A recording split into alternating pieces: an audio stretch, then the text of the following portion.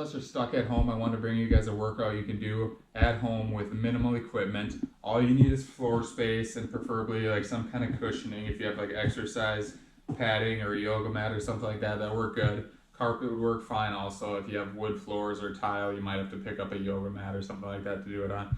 But we're going to be working the core. We're going to do 5 different movements working on the anterior core, which is what you see, the abs, the obliques on the sides, and then the back.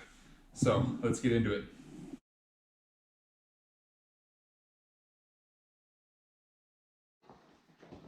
So first up, what we're going to do is just a hollow body hold. So beginners start out with about 10 reps. If you've been doing some workouts before, you can go up to 15. What you're going to do is you're just going to lay down on the ground with your hands above your head. And you'll notice when you're laying down like this, your lower back will probably pop off the ground a little bit. Like you can fit your hand underneath your lower back here, just the way your body sits. What you want to do in this hollow body hold right here, you want to lift your arms and legs off the ground and kind of come into a little bit of a bowl shape. So what you're doing is you're lifting your pelvis up a little bit and you're lifting your shoulders up a little bit and you're flattening that curve in your back. So your entire lower back and mid back is in contact with the ground.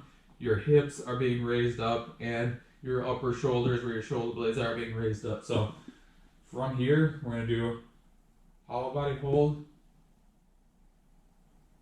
1, 2, 3,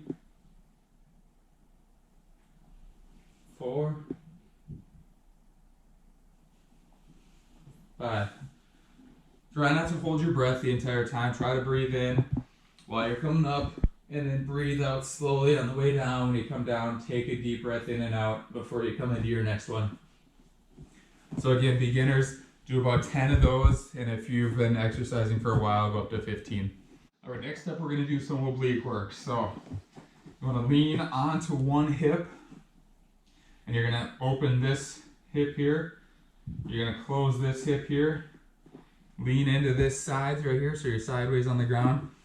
And if it's comfortable for your wrist, this would be the best way to do it. So you're going to have your wrist out here, not right directly on your body. You're going to put it out.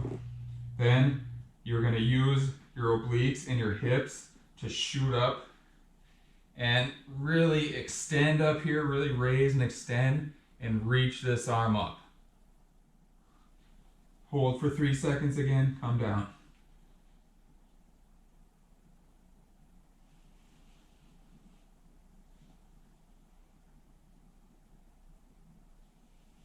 Again, try not to hold your breath the entire time, so come up. Breathe in slowly. On the way down, breathe out slowly. If this is uncomfortable on your wrist, you can always go down to the elbow like this, so your entire forearm's in contact with the ground. You're not going to be able to get up quite as high, but it's still effective.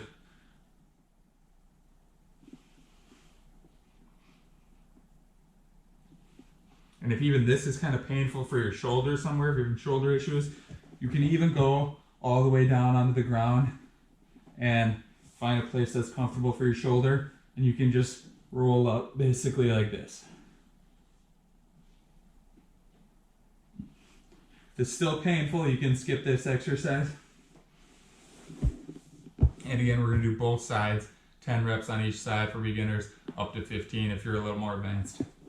All right, now back to the abs. We're going to lay down, tuck your knees up, and then lift your hands up like this. This one's called a dead bug, so you'll almost look like a dead bug upside down squirming, even though dead bugs don't move, but almost dead bug would move.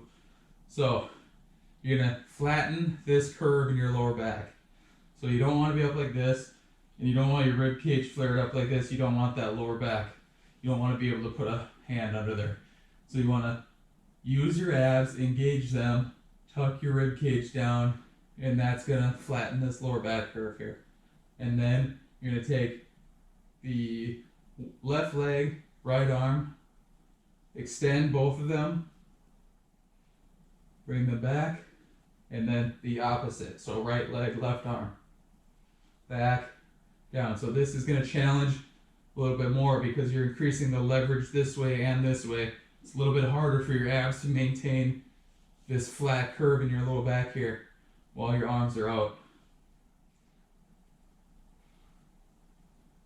Try to keep your neck in a fairly neutral position. It's going to be flexed a little bit, but try not to flex it too hard and really overemphasize the neck muscles.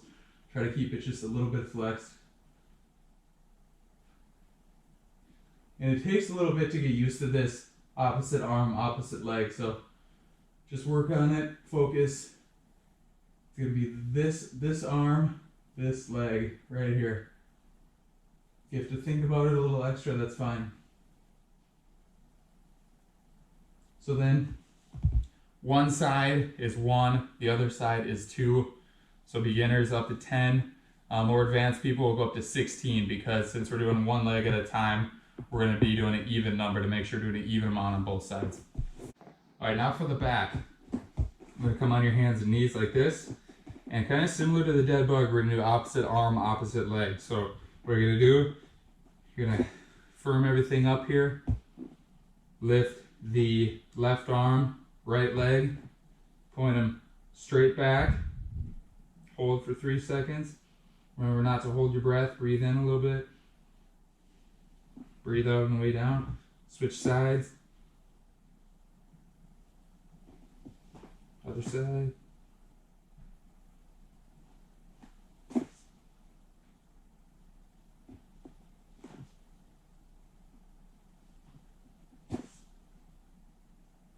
So what you're really trying to do, you want this base of support between the arm and the leg here to be kind of wide. You don't want them to be just on one narrow plane here. So widen them out a little bit so you get a little bit wider base of support. But you're using your back muscles so that when you're extending here, your body is staying parallel to the ground here. You're not extending the leg out and then going, ooh, like drooping this hip down or whatever.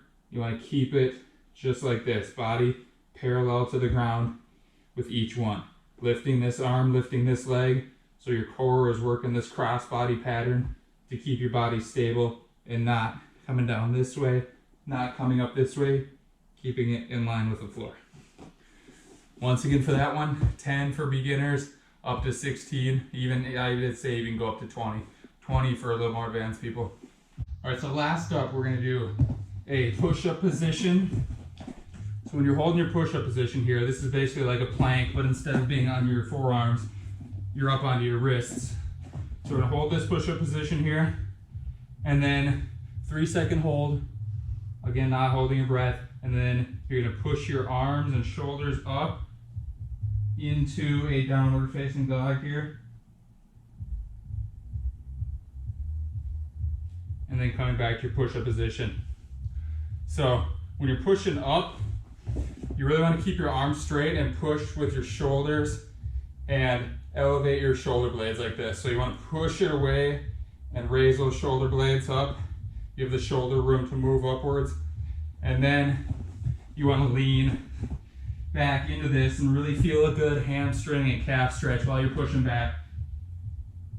So 3 seconds here. Remember to engage those shoulders, push them up and away, and then come back into your push-up position here. Again, breathing the whole time. 2, 3, push up. Shoulder blades up. Try to get your heels onto the ground and feel that good stretch. Don't let your hips sag at all anywhere like this, and keep your legs straight. Back into your push-up position. And again, for that one, we're gonna do 10 reps for beginners and up to 15 for a little more advanced people. So that's all I got for you for this workout. 5 different movements. You can run through this 2 or 3 times a day. Probably 2 to 3 times a week would be perfect for people. Does not take very much time. And I think you're gonna start seeing a real benefit in your posture and just the way you feel around your core. So if you like this video, give it a like, subscribe to my channel if you want to see some more of this, and if you have any comments for me or you want to see anything more like this in the future, just let me know in there. Thanks for watching, and I'll see you guys next time.